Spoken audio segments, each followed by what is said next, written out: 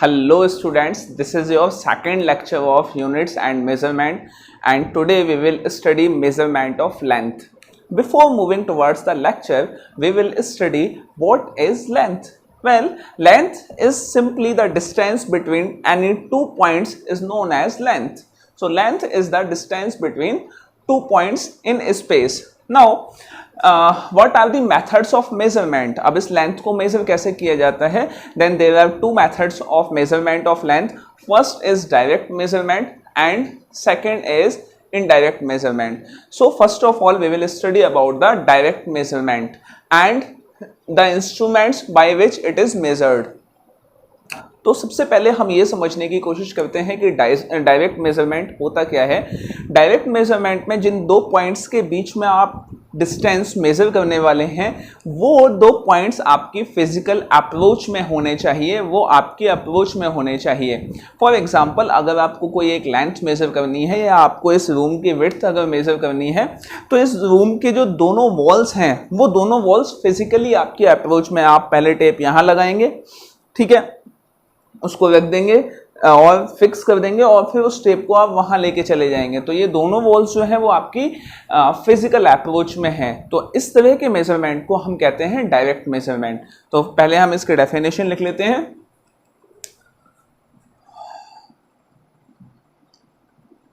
Points of measurement are in physical approach. Now अब हम देखेंगे कि डायरेक्ट मेजरमेंट के लिए हम इंस्ट्रूमेंट कौन कौन से यूज करते हैं। तो सबसे पहले जो इंस्ट्रूमेंट हम मेजर करते हैं यूज करते हैं that instrument is metre scale. Metre scale आप सभी ने देखा होगा, आप सभी ने यूज किया है। मीटर स्केल जिसकी रेंज होती है 0 से लेके 100 सेंटीमीटर तक, 1 मीटर लंबी उसकी लेंथ होती है। तो इसकी जो रेंज है वो क्या है? Having range 0 to 100 centimetre. किसी भी इंस्ट्रूमेंट को जब आप पढ़ते हैं तो उसमें एक इंपॉर्टेंट चीज पढ़ते हैं आप, लीस्ट काउंट। उसका लीस्ट काउंट क्या होता है? तो सबसे पहले हम ये समझने की कोशिश करेंगे कि किसी भी इंस्ट्रूमेंट का लीस्ट काउंट क्या होता है। लीस्ट काउंट का मतलब ये होता है कि वो इंस्ट्रूमेंट मिनिमम कितनी वैल्यू मेजर कर सकता है, मिनिमम कितनी वैल्यू मेजर कर सकता है। तो मैंने कहा कि ये जो मीटर स्केल है ये 0 से 100 है, तो क्या ये 0 मेजर करेगा? 0 मेजर्ड वैल्यू नहीं होती। 0 के बाद वाली वैल्यू वो कौन सी मेजर कर सकता है? तो आप देखेंगे मीटर स्केल जो है वो सेंटीमीटर्स में डिवाइड होता है 0 से लेकर 100 सेंटीमीटर तक, और हर सेंटीमीटर भी 10 पार्ट्स में डिवाइड होता है जिसको हम बोलते हैं मिलीमीटर। तो एक मीटर स्केल जो है वो मिनिमम जो वैल्यू मेजर कर सकता है वो है 1 mm, 1 मिलीमीटर। और लीस्ट काउंट को हम डिफाइन कर सकते हैं कि जितने टोटल लेंथ कोई भी इंस्ट्रूमेंट मेजर कर सकता है divided by number of divisions, कि नंबर ऑफ डिविजन्स कितने होते हैं। तो मीटर स्केल में देखा जाए तो 0 से लेके 1 सेंटीमीटर तक 10 डिवीजन्स हो गए, और उसके बाद 0 से लेके 1 सेंटीमीटर तक 10 डिवीजन, और सेंटीमीटर कितने हैं? 100। तो इसका मतलब 1000 डिवीजन्स हो गए। और ये टोटल मेजर कितना करता है? 1 मीटर। तो 1 metre divided by 1000 division which is equal to 10 to the power, मैं इसको डायरेक्ट नहीं लिखता, 10 to the power 3 metre. It can be written as 10 to the power -3 metre. और आपको कल के लेक्चर में पता होगा अगर आपने देखा है तो 10 to the power 3 metre is equal to होता है 1 mm, 1 millimetre. So the least count can be defined in any form. कैसे भी उसको डिफाइन कर सकते हैं।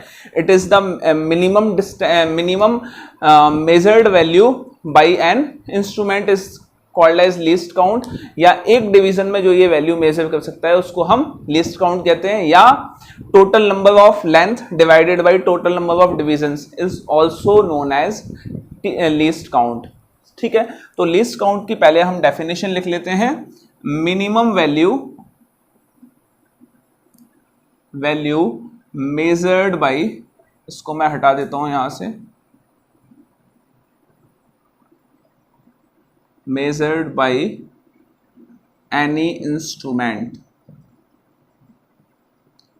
और मीटर स्केल का लीस्ट काउंट होता है 1 mm।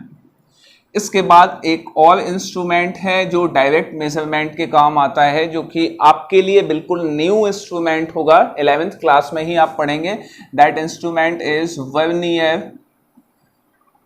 कैलिपर। वर्नियर कैलिपर से आप किसी भी स्फेरिकल या सिलेंड्रिकल बॉडी का डायमीटर मेजर कर सकते हैं, और किसी भी हॉलो सिलेंड्रिकल बॉडी का आप इनर डायमीटर प्लस उसकी डेप्थ भी मेजर कर सकते हैं। आउटर डायमीटर भी मेजर कर सकते हैं, इनर डायमीटर भी और डेप्थ भी। उसमें जॉज होते हैं, अपर जॉज और लोअर जॉज, उनकी हेल्प से हम मेजर कर सकते हैं। और वर्नियर कैलिपर का जो लीस्ट काउंट होता है, लीस्ट काउंट को मैं शॉर्ट में लिख देता हूं, लीस्ट काउंट होता है 0.1 mm। थर्ड है स्क्रू गेज। स्क्रू गेज और भी स्मॉल मेजरमेंट्स के लिए यूज होता है, और इसका जो लीस्ट काउंट होता है वो होता है 0.01 mm। जो हमारे यहाँ अलमीराज बनती हैं, उन अलमीराज की जो टिन होती है वो टिन मेजर होती है किससे? वो स्क्रू गेज से ही मेजर होती है। अगर आप कभी गए हो तो वो आपको एक गेज मीटर पकड़ा देता है, वो बोलता है अपने आप मेजर कर लीजिए, ये 20 गेज की होगी। तो वो जो मेजर होती है वो स्क्रू गेज से मेजर होती है। तो ये जो है ये डायरेक्ट मेजरमेंट के इंस्ट्रूमेंट्स हैं, और ये इनके लीस्ट काउंट हैं। अब हम पढ़ेंगे indirect measurement.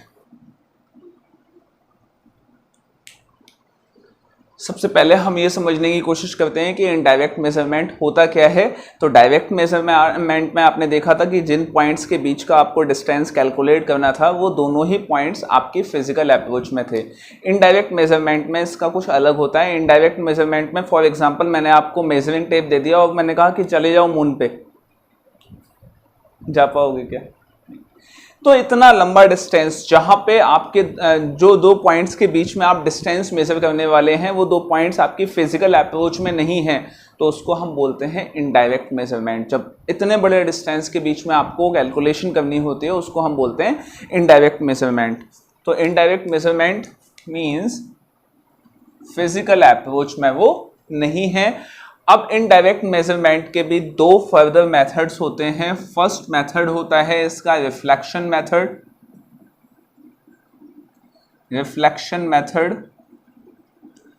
And second method होता है पैरेलैक्स मेथड।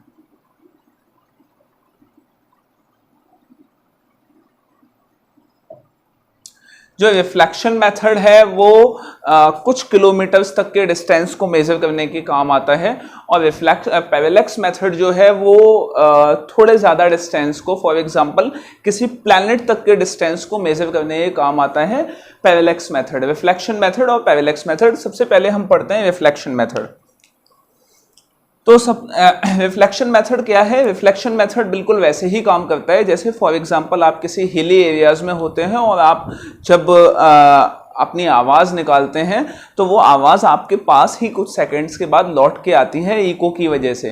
तो रिफ्लेक्शन मेथड उसी बेस पे काम करता है। तो रिफ्लेक्शन मेथड में अलग अलग इसमें भी इंस्ट्रूमेंट्स होते हैं। फर्स्ट इंस्ट्रूमेंट है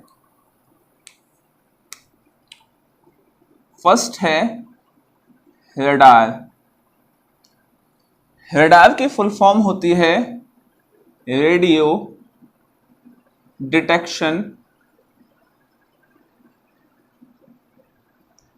and ranging. Radio detection and ranging, और इसकी फुल फॉर्म एग्जामिनेशन में लिखने के लिए आ जाती है। अब सवाल ये है कि रडार होता क्या है और रडार किस पे काम करता है? रडार काम करता है रेडियो वेव्स पे। रेडियो वेव्स पे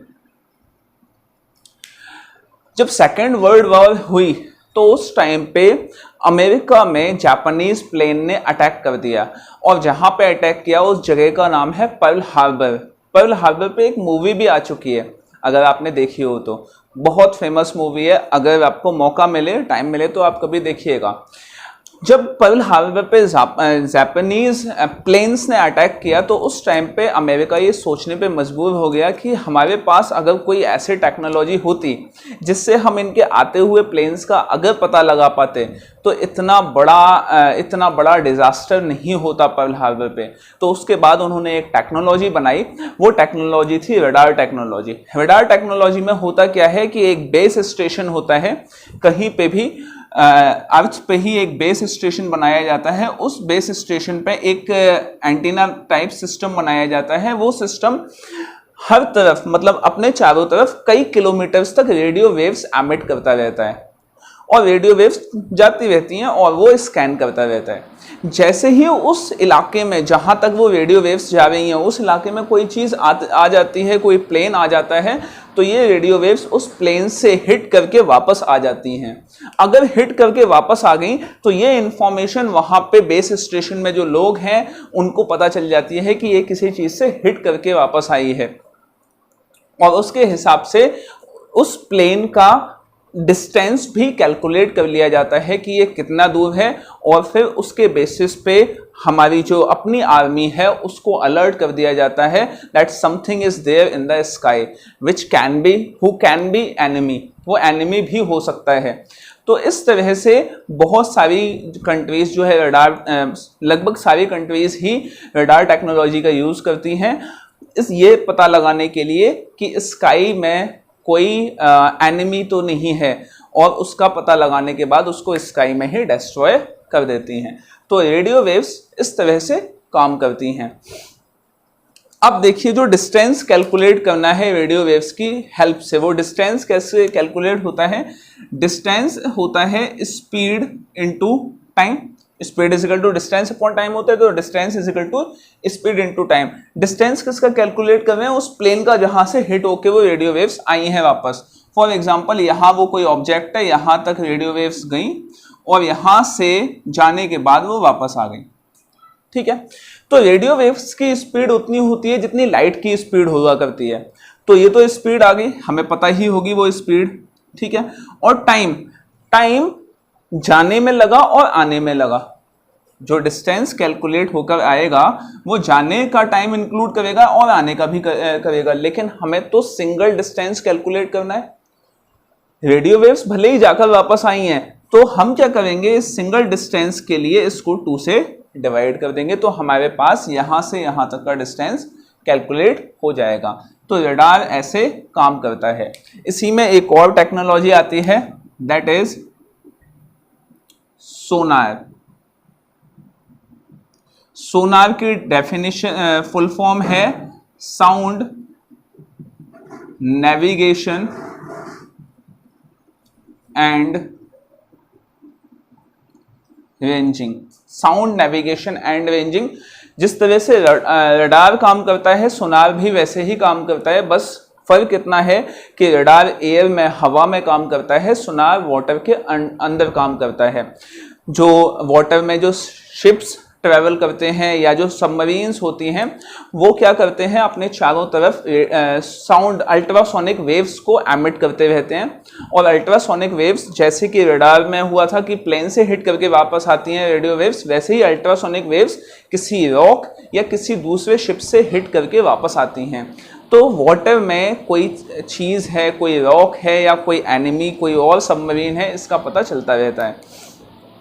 शिप्स में भी यही टेक्नोलॉजी यूज़ होती है, जो वाटर शिप्स होते हैं उनमें भी यही टेक्नोलॉजी यूज़ होती है। इससे उन्हें पता चलता रहता है कि आगे कोई रॉक तो नहीं है। फॉर एग्जांपल आपने अगर टाइटैनिक देखी हो तो टाइटैनिक में वहाँ पे ऊपर जो उसका टावर होता था टाइटैनिक का, उसमें 2 लोग वहाँ खड़े रहते थे और वो बताते रहते थे देख के कि आगे कुछ है तो या नहीं। तब अगर टाइटैनिक के पास ये टेक्नोलॉजी होती तो डेफिनेट सी बात है टाइटैनिक सिंक नहीं करता। अब शिप्स के पास ये टेक्नोलॉजी होती है और हम डिस्टेंस कैलकुलेट कर पाते हैं कि कितनी दूर पे रॉक है या कितनी दूर पे कोई एनिमी है, और distance will be equal to speed into time by 2। Ultrasonic waves की इंपॉर्टेंस मेडिकल फील्ड में भी काफ़ी ज़्यादा होती है। मेडिकल फील्ड में अल्ट्रासाउंड जो किए जाते हैं वो अल्ट्रासोनिक वेव्स की हेल्प से ही किए जाते हैं।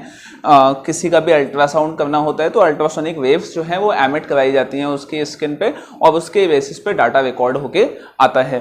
अब नेक्स्ट थर्ड जो इनडायरेक्ट मेथड है that is third method is laser.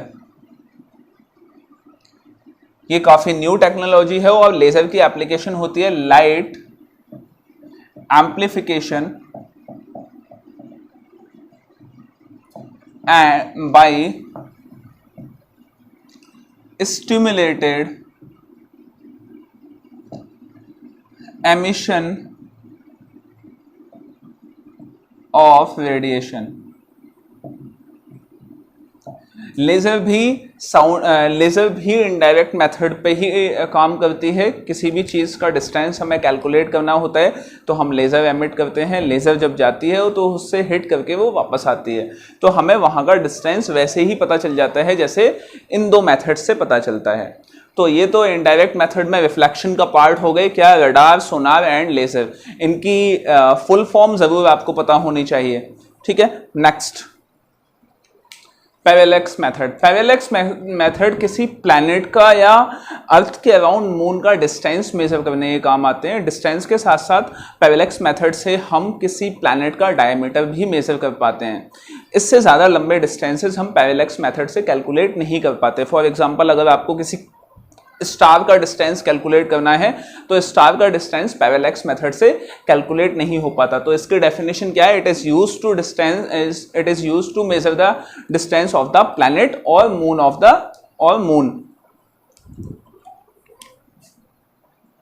It is used to measure the distance and size of a planet. First of all we will do calculation of distance of planet. एक कोई planet है, हमें अर्थ से उस planet का distance calculate करना है तो वो देखिए कैसे करेंगे। ये फॉर एग्जांपल आपके पास अर्थ है, दिस इज अर्थ, और ये जो है ये इस अर्थ की एक्सिस है, दिस इज एक्सिस, मीन्स ये एक पोल हो गया, ये एक पोल हो गया, ये दोनों पोल हैं और यहाँ कहीं इससे डिस्टेंस पे एक कोई दूसरा प्लैनेट है। हमने इसको नाम दे दिया प्लैनेट एक्स। अब प्लैनेट एक्स का डिस्टेंस हमें कैलकुलेट करना है तो देखिए हमें ये अर्थ का डायमीटर पता है, इस डायमीटर को हमने नाम दे दिया बी नाम दे दिया इस कंप्लीट डायमीटर को जो यहाँ से यहाँ तक है। फिर हमने क्या किया, हमने इस वाले प्लैनेट एक्स के किसी एक पॉइंट को, ये पॉइंट जैसा ही दिखाई देगा, इतने लंबे डिस्टेंस से एक पॉइंट जैसा ही दिखाई देगा तो इसको और मैं छोटा बना देता हूँ तो ये पॉइंट जैसा ही लगेगा। This is for example planet x. अब इस प्लैनेट एक्स को हमें ऑब्जर्व करना है, एक बार इस पोल से और एक बार इस पोल से। तो एक बार जब इस वाले पोल से ऑब्जर्व किया इस प्लैनेट एक्स को तो कुछ इस तरह से, और दूसरी बार इस वाले पोल से ऑब्जर्व किया इस प्लैनेट एक्स को। ठीक है, तो यहाँ पे जो एंगल क्रिएट हो गया दैट एंगल वाज थीटा, वो एंगल बन गया थीटा। अगर इसको डिवाइड करके यहाँ से परपेंडिकुलर ड्रॉ करें तो ये एंगल हो जाएगा θ/2 और ये एंगल भी θ/2। ये वाला डिस्टेंस यहाँ से यहाँ b/2 और ये वाला डिस्टेंस यहाँ से यहाँ b/2। इसको मैंने नाम दे दिया A, B, C और ये D नहीं, इसको O दे दो। सेंटर से हमने इसको कैलकुलेट किया है। अब हमें डिस्टेंस निकालना है अर्थ से प्लैनेट एक्स तक का। तो देखिए हम पहले ट्राइंगल ले लेते हैं, फ्रॉम ट्राइंगल ABD, और ABD में आपने साइन थीटा अप्लाई किया और साइन थीटा अप्लाई किया तो साइन थीटा, और थीटा नहीं होगा θ/2 होगा, so sine θ/2 will be equal to, sine theta की वैल्यू होती है परपेंडिकुलर अपॉन हाइपोटेन्यूज, तो परपेंडिकुलर हो गया क्या AO and divided by hypotenuse A B. So AO is b/2, यहां से यहां तक b/2 कंप्लीट b है, ये b/2 एंड AB हमें कैलकुलेट करना है। इस डिस्टेंस को मैं नाम दे देता हूं कैपिटल D। सो ये हो गया D, ठीक है। सिमिलरली फ्रॉम ट्राइंगल, अब हमने ये वाला ट्राइंगल ले लिया BOC, again sine θ/2 is equal to BC divided by, sorry perpendicular upon hypotenuse, तो परपेंडिकुलर हो गया OC divided by hypotenuse CB, OC b/2 और हाइपोटेन्यूज D। अब एक काम करें, इसको हमने नंबर 1 दे दिया, इसको नंबर 2 दे दिया, कंबाइनिंग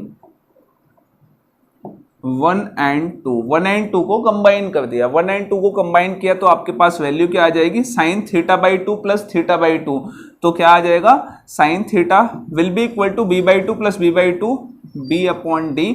तो डिस्टेंस की वैल्यू चाहिए तो d will be equal to b/sin theta. और क्योंकि जब आप इसको ऑब्जर्व करेंगे, जब आप एक लॉन्ग डिस्टेंस को ऑब्जर्व करते हैं तो जो एंगल क्रिएट होता है वो एंगल बहुत स्मॉल होता है। तो एंगल जब बहुत स्मॉल होता है, since angle is very small, अगर एंगल बहुत स्मॉल होता है तो साइन थीटा को आप लिख सकते हैं थीटा, और आप टेन थीटा भी लिख सकते हैं। तो d इज इक्वल टू b/थीटा। सवाल ये है कि साइन थीटा को हम थीटा क्यों कैलकुलेट करेंगे, तो देख लेते, थीटा क्यों कंसीडर करेंगे वो देख लेते हैं हम। एक आपने लाइन ये ड्रॉ कर दी और एक लाइन आपने ये ड्रॉ कर दी, ठीक है, ये ट्राइंगल बना दिया, दिस इज ABC, ये परपेंडिकुलर है। तो यहाँ पे आपने पाइथागोरस लगा दी, Pythagoras will be equal to AB² is equal to AC² plus BC²।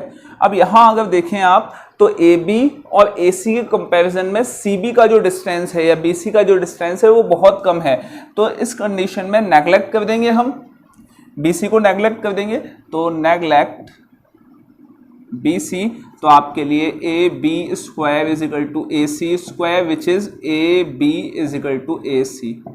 अब अगर यहाँ पे आप लगाते हैं साइन थीटा, साइन थीटा, तो साइन थीटा होता है परपेंडिकुलर अपॉन हाइपोटेन्यूज, तो परपेंडिकुलर अपॉन हाइपोटेन्यूज, तो परपेंडिकुलर हो गया AB अपॉन, सॉरी परपेंडिकुलर हो गया आपका CB अपॉन AB, ठीक है।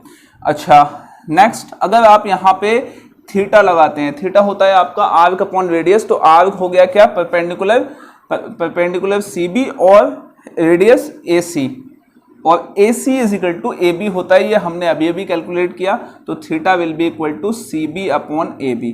क्या दोनों वैल्यूज सेम है? तो एंगल जब स्मॉल होते हैं तो उस कंडीशन में आप थीटा को चाहे साइन थीटा लिखिए, चाहे tan थीटा, चाहे थीटा लिखिए, उसमें कोई प्रॉब्लम वाली बात नहीं है। मुद्दे की बात यह है कि अगर आप डिस्टेंस कैलकुलेट करते हैं पैरेलैक्स मेथड से तो आपका आंसर आता है d इज इक्वल टू b/थीटा। चलिए नेक्स्ट, अब हम कैलकुलेट करेंगे calculation of diameter of planet, planet का डायमीटर कैलकुलेट करेंगे।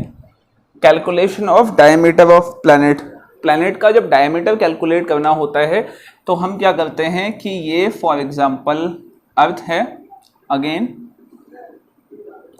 और यहाँ कोई एक प्लैनेट है। बस फर्क क्या होता है कि पहले जब आपने डिस्टेंस कैलकुलेट किया था तो आपने इस वाले प्लैनेट को ऑब्जर्व किया था दो अलग अलग पॉइंट से, दो अलग अलग पॉइंट से, अर्थ के दो अलग अलग पॉइंट से उस प्लैनेट के किसी एक पॉइंट को ऑब्जर्व किया था।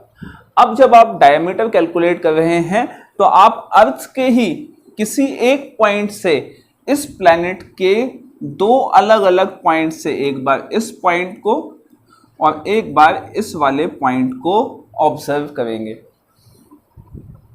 दोनों में आपको अंतर समझ में आ गया। जब आपने डिस्टेंस कैलकुलेट किया था तो अर्थ के अलग अलग पॉइंट से प्लैनेट, मैं नाम दे देता हूं इसको प्लैनेट एक्स, प्लैनेट के एक पॉइंट को आपने ऑब्जर्व किया था, लेकिन जब आप डायमीटर कैलकुलेट कर रहे हैं तो अर्थ के किसी एक पॉइंट से आपको प्लैनेट के दो अलग अलग पॉइंट्स को ऑब्जर्व करना होगा, इन दोनों पॉइंट्स को अगर मिला दिया जाए, this will be the diameter of the planet. Again मैं इसको नाम दे दूंगा बी, और इसको जब हम परपेंडिकुलर ड्रॉ कर देंगे तो ये वाला पार्ट हो जाएगा b/2 और ये वाला पार्ट हो जाएगा b/2। ये कंप्लीट एंगल थीटा हो जाएगा, ठीक है। तो सिमिलरली यहां से यहां तक का डिस्टेंस डी हम कैलकुलेट कर चुके थे डिस्टेंस वाले फॉर्मूले से, और अर्थ और प्लैनेट के रिवॉल्यूशन की हेल्प से हम डिस्टेंस कैलकुलेट कर सकते हैं। केपलर लॉज में आप पढ़ेंगे तो वो भी हम कैलकुलेट कर सकते हैं। तो डी की वैल्यू हमारे पास आ गई थी, तो हम यहां पे लगा देते हैं sine theta. Sine theta will be equal to perpendicular upon hypotenuse. तो परपेंडिकुलर कंप्लीट आ गया क्या, B upon hypotenuse is D. So now you are going to calculate B. So B will be equal to D sin theta, and if angles are small, so B will be equal to D theta. This is the calculation of diameter of a planet by parallax method. Terms related to large distance. Large distance के लिए हमने एक अलग से terms रखे हैं। For example जो मास की यूनिट होती है वो किलोग्राम होती है, लेकिन जब आप किसी ट्रक में मास को कुछ सामान लोड करते हैं और वो बहुत सारा सामान होता है, तो उसको हम बार बार किलोग्राम नहीं बोलते। 10,000 किलोग्राम टू 20,000 किलोग्राम, बार बार उसको किलोग्राम नहीं बोलते, उसके बजाय हमने उसको टन का नाम दे दिया कि 1 टन 2 टन। तो जैसे ही बड़ी वैल्यूज़ होती हैं, बड़ी यूनिट्स होती हैं, तो उसको अलग अलग टर्म्स का नाम दे दिया जाता है। उसमें टर्म्स में सबसे पहले टर्म आता है लाइट ईयर। लाइट ईयर एक डिस्टेंस होता है, इट इज़ द डिस्टेंस। वो डिस्टेंस क्या है, लाइट ने जो एक साल में डिस्टेंस ट्रेवल किया है, that is called light year, ठीक है। तो इसकी डेफिनेशन फटाफट लिख लेते हैं। Distance travelled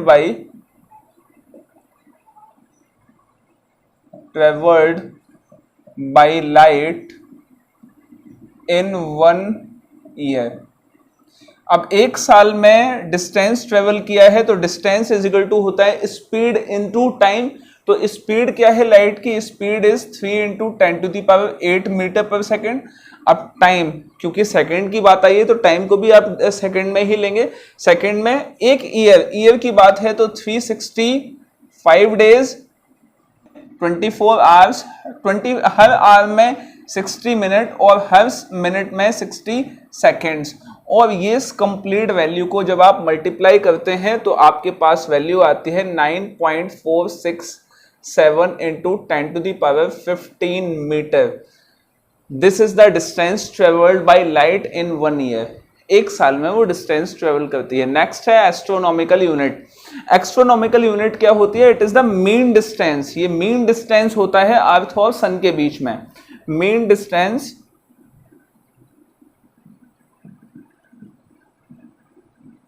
between earth and sun, और इसकी जो वैल्यू होती है दैट वैल्यू इज 1.496 × 10⁻11 मीटर।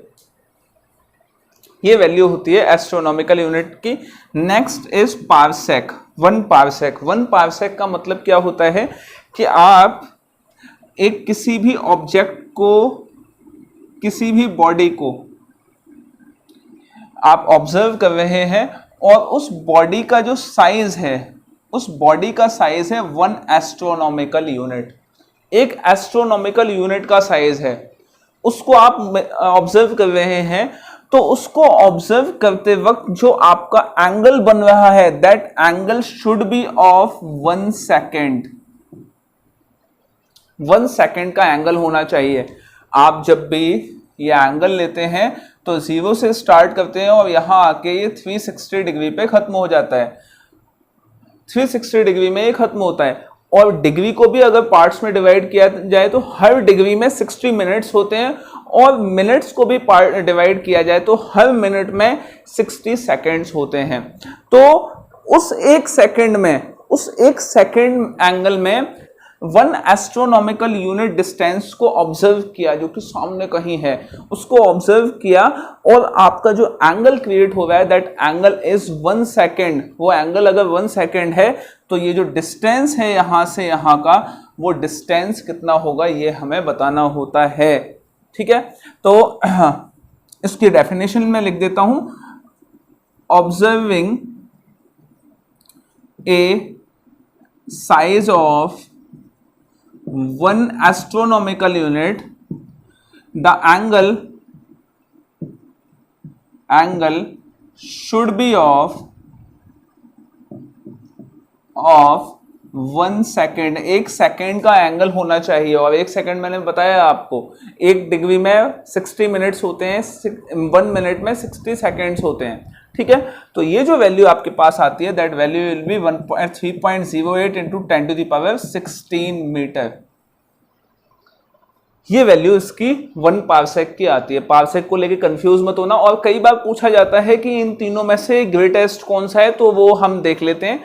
देखिए 10⁻16, 10⁻15, 10⁻11, तो सबसे बड़ा क्या है 1 पार्सेक। उसके बाद उससे छोटा क्या है लाइट ईयर, 1 लाइट ईयर, और उससे भी छोटा क्या है 1 एस्ट्रोनॉमिकल यूनिट। हमेशा याद रखिएगा ये।